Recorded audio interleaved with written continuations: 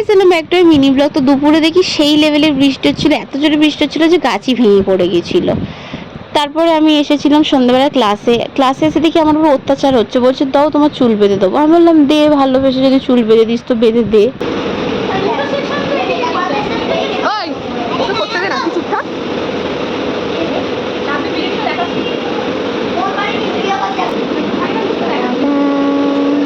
আপনাকে একটু দেখি। অবশেষে আমার চুলটা পুরোটা বেঁধে উঠতে পারিনি, কারণ আন্টি চলে এসেছিল, তারপরে আমাদের ক্লাস করতে হচ্ছিল। তো ক্লাস শেষ হতে এখন আমরা বাড়িতে যাচ্ছিলাম, আর এখন বৃষ্টি পড়ছিল। তো পাড়াতে এসে দেখি ওইটুখানি বৃষ্টিতে এক হাঁটু জল হয়ে গেছে। এখন আমাকে 7 সমুদ্র 13 নদী পার করে ঘরে যেতে হবে গাইস। তো চলো ঘরে গিয়ে দেখা হচ্ছে। বাড়িতে এসে দেখি আমার দিদি মিষ্টি বানিয়েছিল, বললো কেমন হয়েছে দেখে বল।